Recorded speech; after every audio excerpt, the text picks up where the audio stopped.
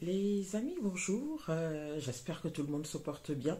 Je voudrais vous parler de l'histoire de ChatGPT, symbolisée par, on peut appeler ça l'intelligence artificielle, bien que ce soit quand même un terme à débat. Alors, l'histoire de ChatGPT est étroitement liée à l'histoire de la technologie du traitement du langage naturel, le NLP.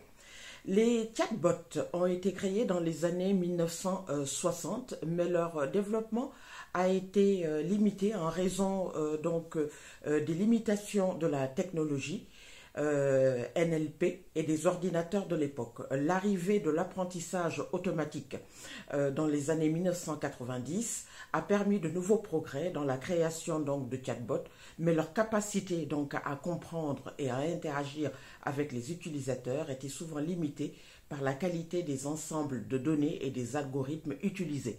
En 2015, l'arrivée de l'architecture Transformers de réseaux neuronaux a lancé une nouvelle ère dans le développement de modèles de traitement de langage naturel, y compris les GPT. Les GPT ont été initiés, rappelons-le, en 2018 avec leur capacité à pré-entraîner un modèle sur de grandes capacités de données textuelles non annotées, ce qui a permis de surmonter les limites précédentes de la compréhension et de la génération de textes automatisés.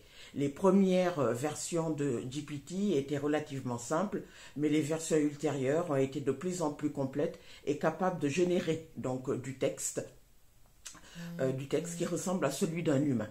L'arrivée de GPT-3 en 2020, donc il y a 3 ans, a été particulièrement remarquable en raison de sa capacité à comprendre et à répondre aux questions de manière plus précise que les modèles précédents.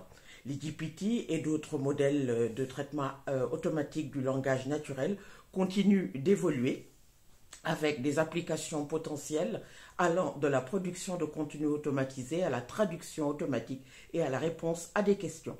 Cependant, les préoccupations concernant les questions de sécurité et de fiabilité continuent d'être soulevées, ce qui souligne l'importance d'une réflexion approfondie sur l'utilisation de ces technologies novatrices. Voilà ce que je pouvais vous dire par rapport à cet exemple d'intelligence artificielle.